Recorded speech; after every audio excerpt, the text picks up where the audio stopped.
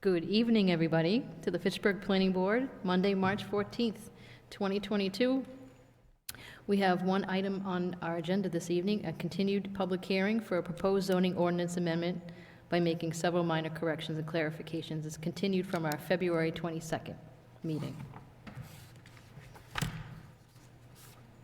And I could pull that document up the screen. Let me pull it up first. Nope.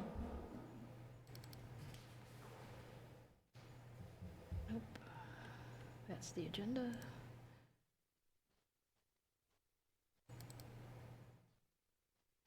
There we go. Share screen. That's interesting. Do you need help? Well, I was just choosing it, but it was choosing like the view of the entire room versus selecting the page. Mm-hmm. All right. So if everybody can see the screen up there? Yep. All right, so this is what was submitted at our February 22nd meeting. Tom, if you'd like to just go over briefly. Sure.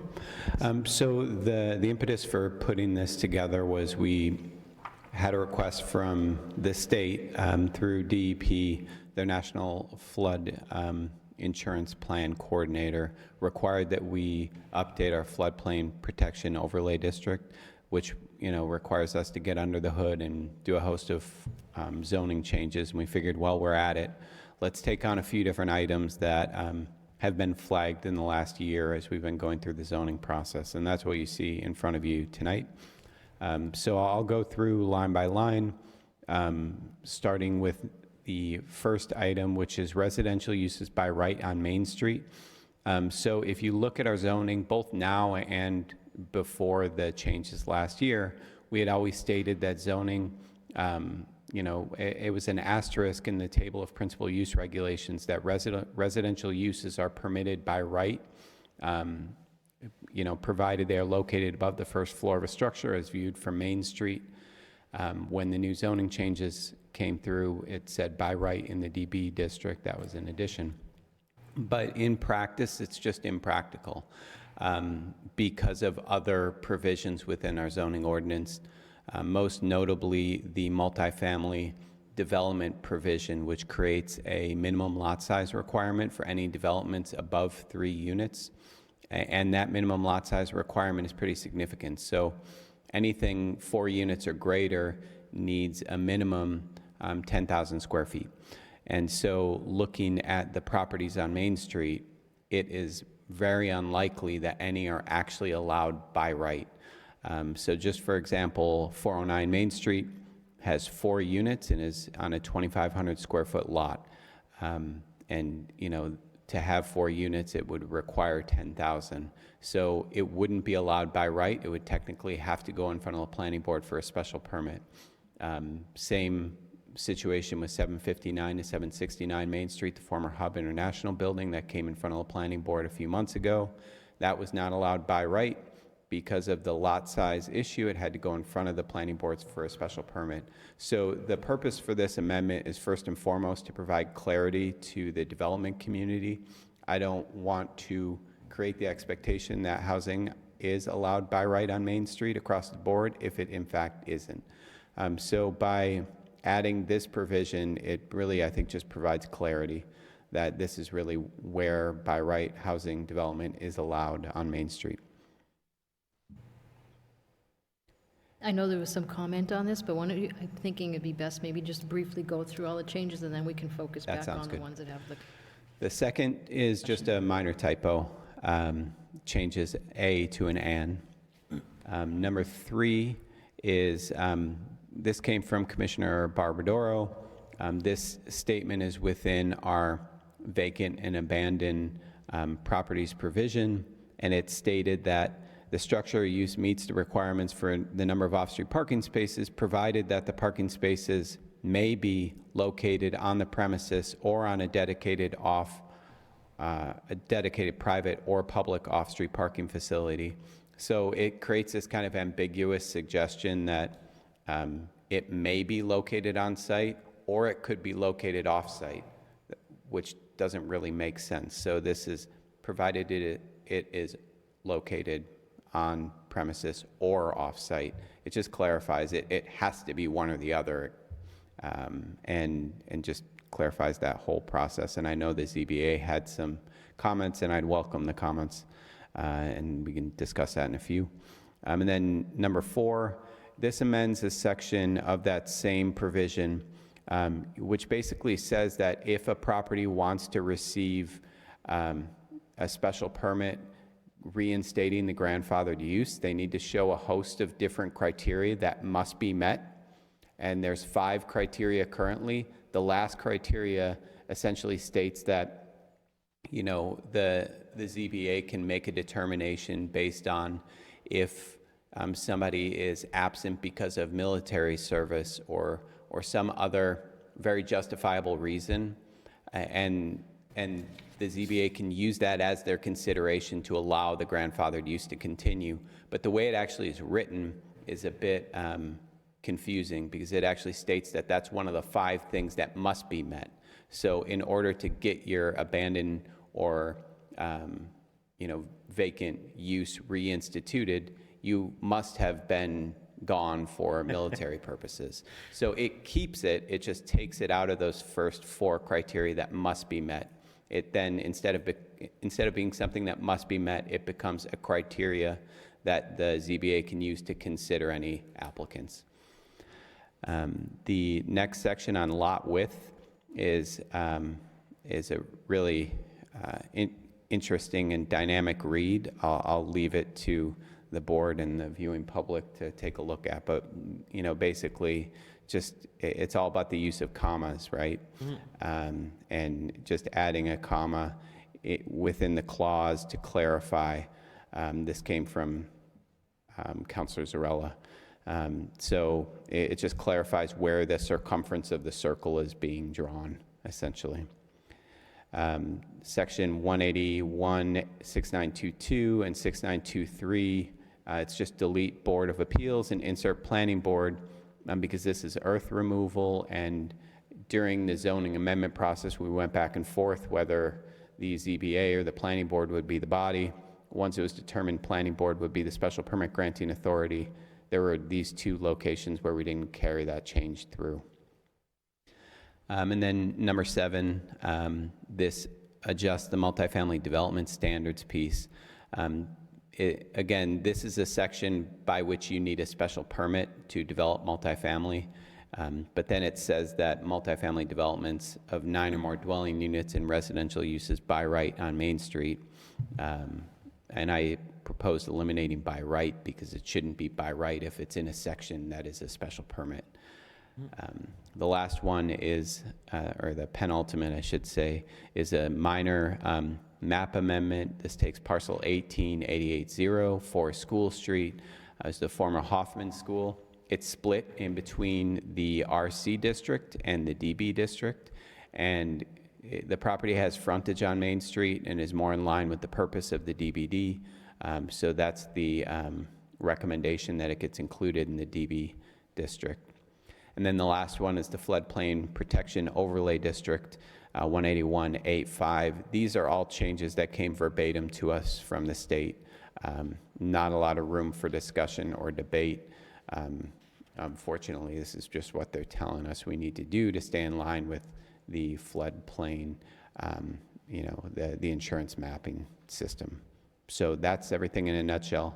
I'm happy to take questions on each item. Floodplain, that was the last one. Yep, okay. All right, thank you, Tom. I know we received some prior public comment regarding Amendment 1, and I think Amendment 3 and 4. Before you go there, can I just ask a question? Sure. So Tom,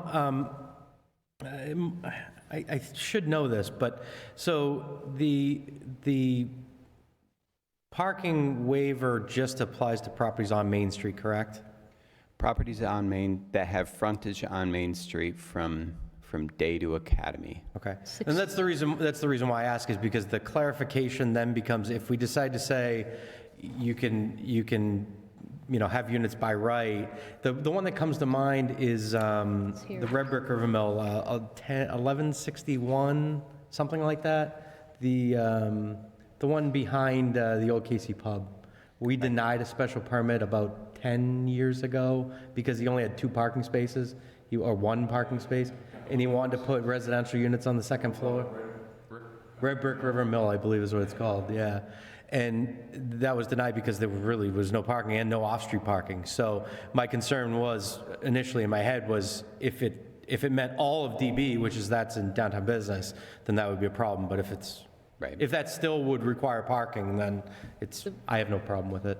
Yep. So 181-512 are off-street parking requirements presently. It says residential developments with frontage on Main Street between its intersections at Day and Mechanic with 6 or fewer residential units are not required to provide off-street parking. So it's not all of the downtown business district, it's just that specific area in 6 or fewer. Caveat, commercial, there's no requirement for commercial, Correct. for parking. Mhm. So, Yeah, that's fine. so it's greater than 6 units at this present time. The parking plan. I was just worried about properties that aren't directly on the main portion of Main Street, because there's a lot that are in downtown business that aren't directly on Main Street. Right. All the back streets here. Right. Which some of them might be fine, but Right. as a by right use, you probably need a little more control. But again, I have no problem with whatever is the general consensus for, Yeah, and I agree with you. I think this should be geographically bounded, maybe a little bit more constrained than the DB. alone. So we did have some public comment. We had some written comment previously from our last meeting. You probably have seen that, but it's available. This was from Christine Tree from the ZBA, and she's here this evening as well. Yeah, just look under attendees. Heading. All right, figure this I got out. it. I just hit allow to talk. Christine, if you want to say something, you're welcome to. Thank you. So this is my first time using this format in the chamber. Can you hear me? Yes, we can. Yes. Okay, great, thank you. Hi, everybody. So I submitted written comment. The ZBA did hold its meeting last week. We're unfortunately short 2 of our primary members. And so had decided to meet again to review the changes. That is scheduled for tomorrow at noontime. I understand the planning board's meeting is scheduled now, and I appreciate their delay for us to meet at all. So I'm going to report what had happened at that meeting. And my suggestion is that if the zoning board wants to make further comment for amendment, it might do so directly to city council so that the planning board is not delayed further. So I'm going to review their comments on my proposed clarifications. My first one was that in the amendment to 181.313, the reference to properties first floor as viewed from Main Street did not make sense if the provision was extended to the entirety of the downtown business district. And so that was an issue with clarity of the ordinance. The ZBA was generally in support of that. On 181.3362 B3, the modification to the provisions for resumption of abandoned property use through the building commissioner regarding parking. It was, whatever the intent is of the amendment, the interpretation that I would take that was supported by the ZBAs is that this amendment means the parking must be existing and cannot be created. which would lead to fewer properties being approved through the building commissioner and more through either board, most likely the zoning board. The board's response on this is mixed, and that is the primary reason for us to have a different meeting to come to a consensus. The two members who are absent in general express opinions which would support this provision, meaning that they would support more cases going to the zoning board for approval. And at least 2 to 3 would support eliminating this provision, or at least clarifying it so that if the parking could be created without any other relief, just the fact that it was not pre-existing should not bar the building commissioner from issuing the permit to resume use of the abandoned property. The zoning board was generally in favor of the elimination of the requirement of a good faith effort at reuse in 181.3366E, but did of course express a concern about still being able to take it into consideration. I don't think that should affect the writing of the ordinance on this issue. And then on Amendment 7, the feeling of the zoning board was certainly that it makes no sense that the planning board may reduce lot size for 9 units, but not 8, and wanted to have some clarification as to what would happen between 4 and 8. It's the opinion of the zoning board that there should be an upper limit on the waiver of lot size, not a minimum on the waiver of lot size. And I think that's all I would have to communicate. And you have my written comments, and thank you for the time. Thank you very much. I do have a comment on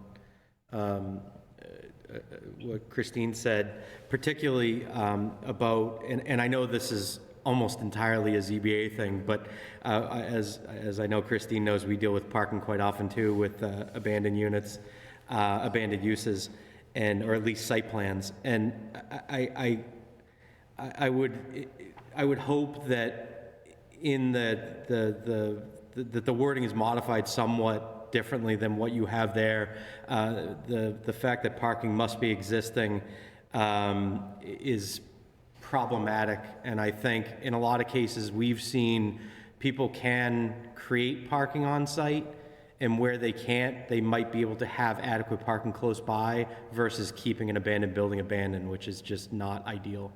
So One question I had about that section is, I guess, what would we lose by eliminating everything after 181.512? And in other words, the structure or use meets the zoning requirements for the number of off-street parking spaces in section 181.512. It then requires you to conform with our parking requirements. right, and wouldn't it give the ZBA leeway to determine what that conformance is? Or the planning board? or the planning board, right? And using our zoning ordinance as the guide, not leaving it up to the vagaries of language. This one clause. I don't know what Attorney Tree would think of that. And you can chime in, Christine, whenever you think you need to. Thank you. So I'm bringing up the ordinance to just look at the proposal. Oh, you don't have to do it now either. I was just saying if you wanted to do something. I mean, obviously, you guys have quite a bit of So that's information to take in. section So 3362B.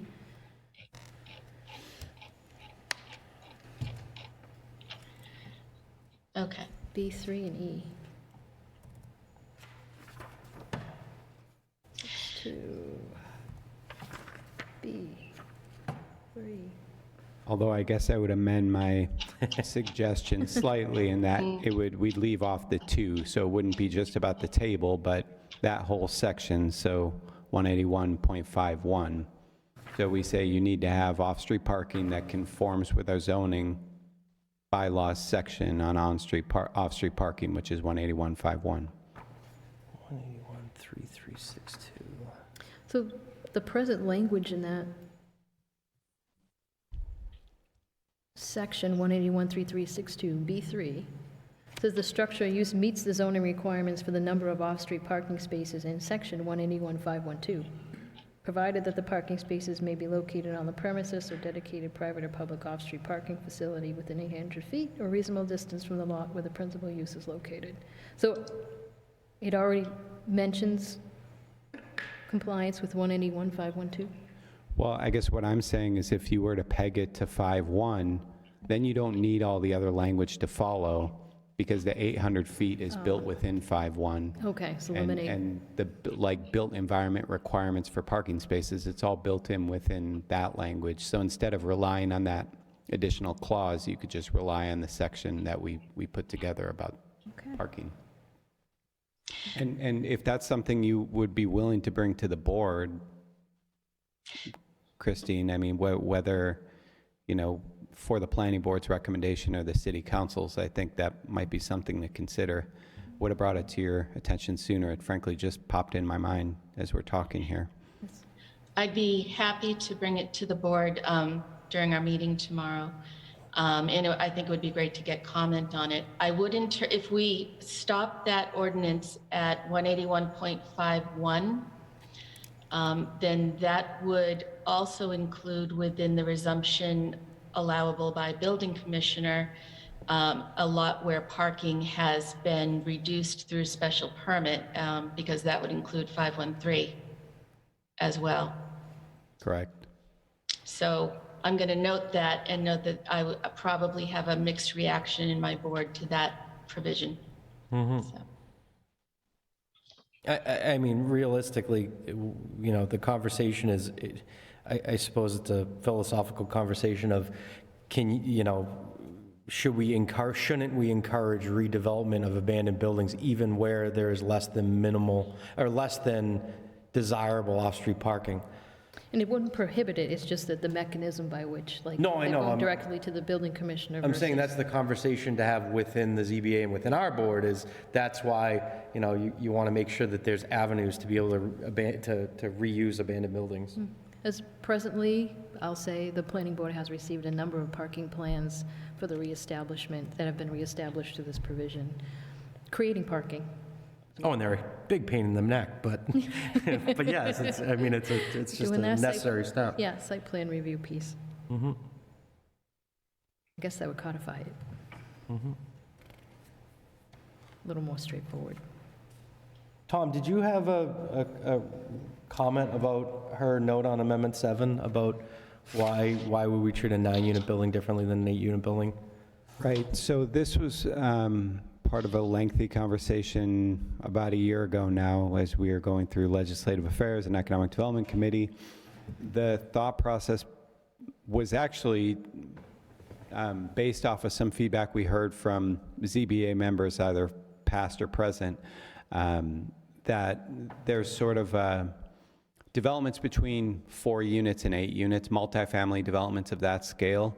You often will get a different type of development proposal than what you might get for 9 units or greater. 9 units or greater, you often will get a much stronger development plan with, you know, stamped plans and you know, a clear parking strategy delineated. You might not always get that between 4 and 8, and you're often dealing with much more constrained sites as well. So I think the idea was to build in a bit more of a buffer for those projects, which can be a bit trickier and more embedded within a neighborhood, let's say. Right. And it's also for setting that criteria by which a variance would be needed. So it's not limiting altogether. It's like that piece of like with the discretion up to this amount, and then you need a variance in order to Right, get additional relief for density. right. Councilor Van Hasingen. Thank you. Do you mind if I weigh in? I just had some Absolutely. thoughts listening to the discussion, and I don't really remember the discussion we had last winter when we were going through this change about this, so thank you for the reminder. But I do think that, as we've seen with the Hub International building, there are a lot of smaller properties along Main Street that we would really like to see development in. And they're not very big. And there's a lot of smaller buildings that can't hold 9 units. So they also are in postage-sized stamp lots, so the density requirements wouldn't allow, it seems like it would prevent a lot of the development. Thinking some of, especially the lower end of Main Street, where you have the upper stories of buildings that are underutilized, that are ripe for redevelopment for maybe 4 units, 5 units. But if they're on a 4,000 square foot lot, 2,500 square foot lot, would this be possible? So I wonder if it's a little overly restrictive in what, towards what we would like to see on Main Street and allow. And so for that, number 7, removing by right is just to remove the confusion of, it's actually, they're going in front of the board for a special permit, but it still does allow for a waiver of a residential use on Main Street of the density provision. It's just a minor point of clarification, because at that point, they'd already be going in front of the board for a special permit, so it's not a by right use. I think we want to make clear that the language for the residential by right on the second floor on Main Street would be exempt from the density requirement. And I also wanted to clarify that it's existing buildings on Main Street that would be exempt. So as we're trying to fill And I would second that intent, and it's a little difficult to see how this sits into sort of sitting these clauses on their own and not in the, so I apologize if I'm missing.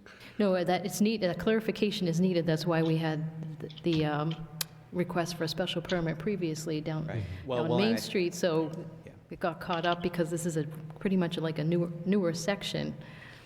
I think you just brought up a good distinction. I think that gets to the issue that you're bringing up. If you're requesting a waiver from the planning board, you're already in for a special permit. So the other thought is, if we were to change things up, we would need to have another section that states that things are exempt from the provision entirely, which is different than a waiver. Because if it's a waiver from the building commissioner's interpretation, that means you're going in front of the planning board for a special permit. So I would certainly agree with what both of you are saying, is if there are certain things that aren't subject to this, they should be exempt. They shouldn't be requesting a waiver from the board. I mean, the concern there is that not just now, but 20 years from now, as you know, boards change, times change, that you have a situation where you're encouraging as much development on this immediate stretch of Main Street, the prevailing stretch, obviously from just past City Hall down to, let's say, Day Street, where you don't want to leave it to board discretion to authorize it for whatever varying reason, not enough parking, or, well, I know that doesn't count, but other things. You want to make sure that it can be done regardless, at least I think. Yeah. And I think, isn't that the whole conversation? Like, now it can be done, but you have to ask permission, versus just encouraging it to be done and not asking for permission. I completely agree. And really, first and foremost, this is about creating some clarity of expectation for developers. If that clarity is making it clear to them that this is across the board allowable by right, I'm in support of that as well. It's, for me, just taking in a lot of the development inquiries. I want to be clear when I'm talking with people. I was suggesting that on that second paragraph, for multifamily developments of 9 or more dwelling units, to actually strike "and residential uses by right on Main Street located above the first floor." And just clarify that the planning board may waive the density provision under 180, the prior paragraph, 181-7431. And 743, paragraph 1 could hold that exemption. So it's saying, like, for those where this density applies, when you get to the 9, that second paragraph, this is what kicks in. Because it wasn't just a little clear, it's just that the board may waive this density provision, like which one, what are we talking about? Right. So it's like that paragraph before it. And as you mentioned, to carry an exemption or exclusion. I mean, I don't have a problem if you worded it like that, but again, I think you have to look at what are the priorities, and if the priority is to see these buildings renovated, and particularly to have second and third floor residential uses, wouldn't you just say, like Paul had said, as long as you have constraints, existing buildings, so that we know what we're dealing with, you know, it's the stock that we want to get renovated. You say in existing buildings, if you're between where we talked about on Main Street, you have frontage on Main Street, you're by right, you're already existing, that use is by right. I think that makes the most sense, because then you have a developer that can come in that does not know the area and says, okay, I don't have to get a special permit, I don't have to spend time and money not knowing what's going to happen. It just, you're that much closer to something getting developed. It just seems like that's, in my opinion, seems like that's the way it should go. I'm going to show my screen. I'm not sure why that block is popping up, but at least I was just trying to show Main Street and the downtown business It works district. better if you do the GIS, because you can do the overlay. I have it up Oh, here. yeah, I just took a snapshot because I wasn't sure about I have my it computer up. capability today. Yeah. So one of the proposals Tom had mentioned is, is it looking for this density requirement that we have currently in the ordinance, to apply, to not apply certainly towards the by right residential development on Main Street, but also, is it just all of the lots within the development? I mean, the downtown district, or is it really we're just focusing on that? Or do we, I mean, I think you could do it either way. I think the most sensible approach, and one that aligns with the parking changes, you know, in terms of geographic scope from day to mechanic, I think that is probably the most realistic approach that we could get everybody on board with, because I think we're all on the same page with regard to what we want to see behind us. is that where you're mentioning the 6 units? The 6 units, or just all together, yeah. but Right, one so or the that, so other. there is like this, so like, I'm just trying to clear, the biggest question is, do we have the density requirement apply to the entire DB district, or just the ones fronting Main Street and/or 6 units or less? So I think you keep the wording the same for all, well, you rephrase it, but you keep restrictions for all of DB, but like we were just talking about, just Main Street, you then, in my opinion, get rid of the requirement altogether. From day to mechanic. Exactly. And then we could keep the rest of it the same. That's exactly. But then eliminate the Main Street thing, create an exemption. Or, I mean, and I know we've shied away from this when we did the map drawing originally, but I know I had said at one point that you make the Main Street proper a priority with the map, so maybe you have DB1, DB2, or Yeah. something like that, so that you don't have to keep referring to Right. property boundaries when, why would you have to if it's on the zoning map? Right, right. So, and that eliminates ambiguity with what happens at Day Street on one side of Day Street versus the other side of Day Street. Just a suggestion. You can almost clear it up by having a sub-map of, I would even say, yeah, I mean, I suppose mechanic's fine, because that whole stretch doesn't particularly matter with the post office. Nothing's gonna happen there. So is this another sort of an overlay that you put on the downtown business, just for the? Well, I don't even think you make an overlay. You modify the map, you take out that one stretch of all the frontage properties, and you just have like I said, a downtown business and downtown business Main, or Yeah. whatever. Yeah. I think that's the easiest way to do it. That way you don't have, like I said, you don't have that ambiguity on the fringes where you can have a developer come in and say, Main and Day now. That would be on the other side of Day Street, Yeah. 255 Main. Now, that's theoretically approved, but if that never happens, that could come back again, and then they say, okay, well, and again, that's a new construction, so it's a little bit different, but you get the point. Yep. It may well come back again. Yeah, I know. Yeah. So either that particular, like a sub-district, or IE overlay, just to designate that section as a reference, versus it just being a footnote in the table. Right. And I don't it's kinda care which hard way to, you do it, let's I say, was just trying regulate to by. make it easier. Yeah. It seems to be significant enough that it should be more than a footnote, but,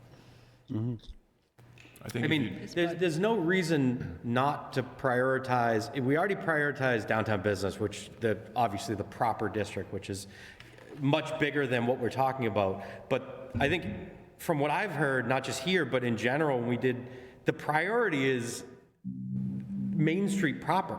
So why don't you give it its, separate area and say, we're treating this distinctively separate from everywhere in the city because the revitalization is so important.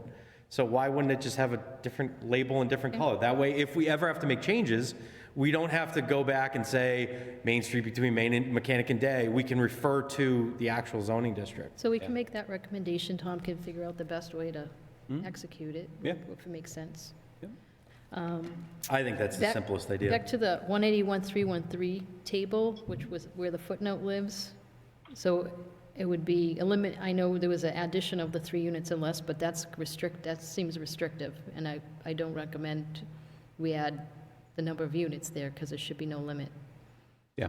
on it. But there should be an addition of language talking about, notwithstanding the provision of the table of principal use regulations, residential uses are permitted by right in the DB district, I would say, for existing structures or existing buildings, and also with the addition of that they have lot frontage on Main Street. Right, and then the bounds we talked about. Right, so that it makes it clear, we're not talking about a brand-new building that's just by right without going through the special permit process, such as some of those larger projects that we Right.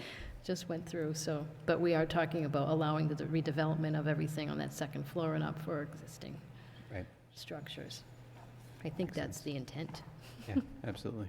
The other thing about tweaking the map, if the council thinks that that's a, reasonable suggestion, is you can always tweak those boundaries if you ever need to. Right. If something ever happens to the CVS building. Right. And, we obviously, you remember we had, I don't know, you heard, we had originally hoped for a much bigger project there. Nothing's probably going to happen, but let's say Yeah. something does, it's abandoned, or they move out like Stowe 24 did or whatever, we can move that further down to encourage development if we ever have to, or treat that area differently, so. No, it's a great point. And all the way up to Moran Square, we've got a couple developments there too that are existing buildings that I could see being redeveloped more aggressively for housing. I guess a question that arises is changing the zoning map part of the scope of what was originally advertised as a zoning change? Because before, you just had that one parcel on School Street Right. for the Hoffman Street School. Maybe that's a question for the law department. I mean, I would say it's within the scope of 313 because we're essentially, if that is the main beneficiary of the change, we're still, it's just we're doing it a different way than perhaps And originally. if we decide to go that route, the purpose of the impetus for the change is the multifamily Right. portion anyway, so you're basically creating that to solve the multifamily question on Main Street. Right. If you can think of an alternative way, I'm fine with it. It's just, I think it's important, my point is, it's important this is distinctly different than Pritchard Street. Right. Or other sub-streets, even Boulder. Agreed. Because you got to treat Boulder slightly different because there's not as many pre-existing buildings that are so dense and everything else. So. Totally agree. So on that the other portion about 181-743 and the standards, paragraph 1 and 2. So in paragraph 1, for every dwelling unit above 3 units, there shall be an increase in the minimum lot area over and above the minimum for the district, equal to 1/3 the minimum lot area for the district. That's present language. Could insert multifamily developments of 6 units or less, located in the DB district or lots subject to the residential uses by right on Main Street, refer to 181-313, table of principal uses, footnote 1, because it's like, what people go, what is That's it right that? there. Yeah. What are you talking about? Shall have no minimum lot area. Then it goes in other districts with no minimum lot area, the existing language, multifamily use under this section shall have the minimum lot area of 2,500 square feet per unit, including the first 3 units.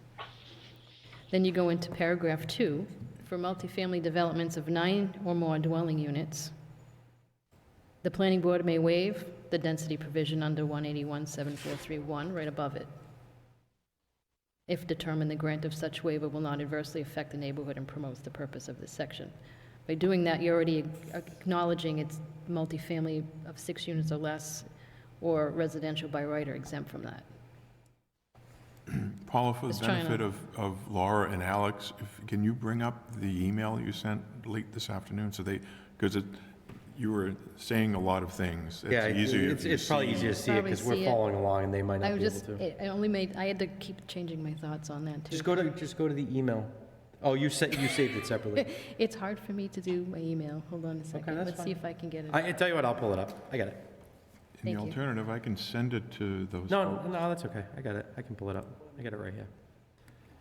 We do have the Ward 1 meeting at 6. Yep. 30, 6:30? Dan says, yeah. Oh, all right then. I was 6:30, yeah, going but to say, there's nobody attending.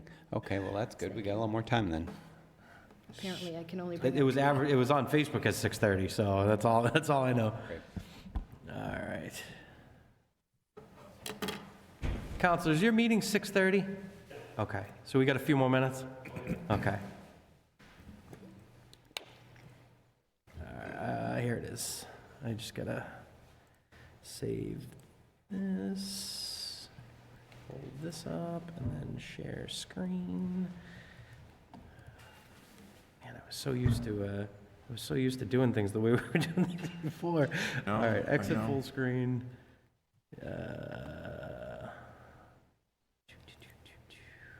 Share screen. Yes. Okay. All right. So let me pull this up. So what This Paul is page one. talking about is right here, right? Yes. So numbers 1 and 2 is what Paula was referring to. These are her notes from an email that she And had sent earlier It doesn't today. have to be exactly that. I was just trying to be concise in that paragraph 2 is acknowledging the exemption in paragraph 1. Mhm. Whatever the exemptions are, when we clarify. Some of the suggestions were, are we eliminating the density for all of the lots in Can I just Downtown simplify Business this for a District? second? Okay. Can we, you and I and Alex and Laura decide if you're in agreement with what I had said about... 6 So units. Main Street generally by right from the section we were talking about, and work the wording as you want to, and then just amending this as you need to for downtown business, meaning we got to keep some, you got to keep some controls for downtown business, but I think the board has to decide, are we okay? Does the board want it to be by right residential uses on Main Street for that stretch? Or do you want to have some sort of, ability to waive it, meaning they have to come to the planning board whenever they're doing a project on Main Street? Well- I think that's in essence what we're trying to get to, right? So it's really, does the board feel that way? And then we can work, Mike can work, Tom can work backwards as far as I think- how that's going to be worded. two separate, right, there's the Main Street piece, Yeah. but then there's also the rest of the downtown business. Exactly, right. That's what I was saying. So what I'm saying is conceptually as a board, let's just determine, start with Main Street. Do you and Laura and Alex, do you agree that Main Street, the existing buildings on Main Street, this proper section of Main Street we're talking about, let's say Mechanic Today, they should be allowed to have residential uses on the second floor with no control other than our building code? No planning board requirements above what's required in, our zoning ordinance as a basic, understanding. Yeah, 6 units, but presently, 6 units or more would still trigger a parking review. Not on Main Street proper, it would not, because they're not required to have. It's Yes, 6 yes. units or Oh. less. 6, yes, Okay. above 6 units. So, they would. okay, so 2 to 6. So let's say FG&E building, the one that Rick's doing now. Right. That's 3 or 4 units, whatever it is. If we made it by right, they wouldn't have had to come to the planning board, they wouldn't have had to get a special permit, they would have just gone through the building permit Yes, steps. so That's exactly what I'm They saying. were Those exempt- types of projects, which I think are a lot of these, especially as I'm looking across the street, of course, a little bit different, but looking directly across the street where you have, 2 or 3 story buildings, where you're only going to have a handful of units. Yes, so they were exempt from parking, but they needed a special permit for the density piece, because it Mm-hmm. Correct. was not exactly excluded. I think we want to just clarify that that type of development should be excluded. Right. Laura? I'm okay with that. With the proposed by right, With the proposed by right? Yeah. On Main Street? on Main Street only. Okay. So the other piece is the 6 units or less for others in the downtown business district? Or is it just, the feeling just for multifamily developments? For 6 units or less. Main Street? 6 units or less? I would say 6 units or less. Anything more would probably want to take a look at. And are we just talking about, because it's, I know in this language here, I'm not, it doesn't say on Main Street, and it, Right. like, And I think I might have proposed some language to you, Paula, about downtown business district more as a blanket statement. I think if we confined it geographically to Main Street between Day and Mechanic, we would accomplish everything we were looking to accomplish here. okay. I tend to agree with you all that we go further than that within the DB. It's just a different animal entirely.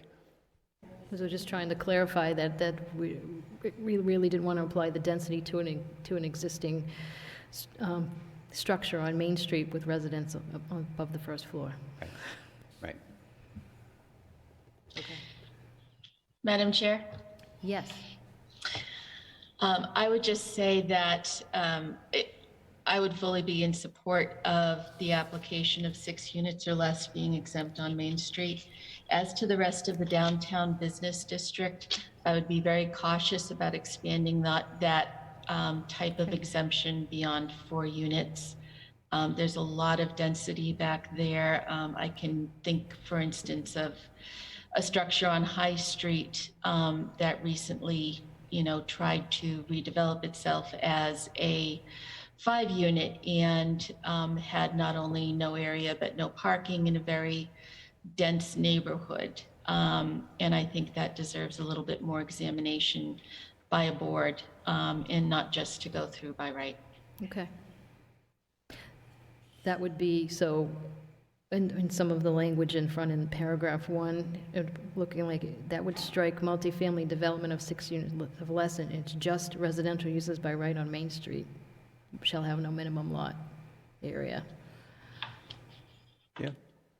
Yep. And I might That even. would just clarify that. It might be better to actually pull it, and again, if Even you all however you want to structure it, but, agree to a general concept, we Right. might pull it out to make it clear that's an exemption from, as opposed to everything else going on in that section. But I think if I hear the way the board is heading on this, I think we've got enough information to put that into a recommendation to send to the council. I agree. and Alex, I'd like to get. Alex, do you have any thoughts? Hi, Paula. Hi, No, Alex. at the moment, how you guys doing? I was going to say I was agreeing with what Laura's statements on keeping it at that rate. But I think everything else was looking good on my end. Okay, Thank you. thank you. Thank you.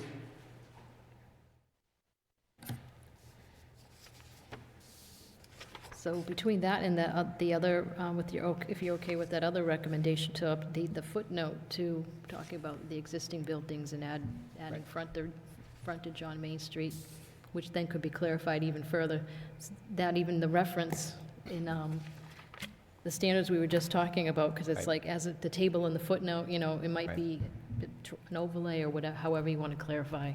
Sounds good. And then hopefully everything will just be more concise. Okay.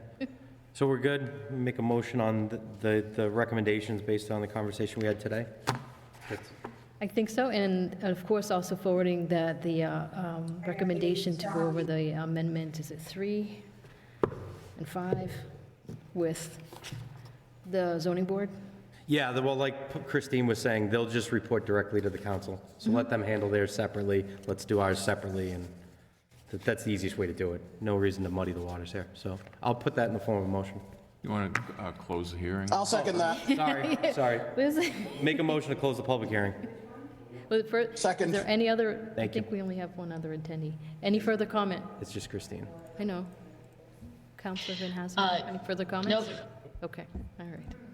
I'm not going to make a further comment, but I am going to alert the planning board that we have a proposed agenda for our next meeting that I would circulate if any board member has a comment to make on that.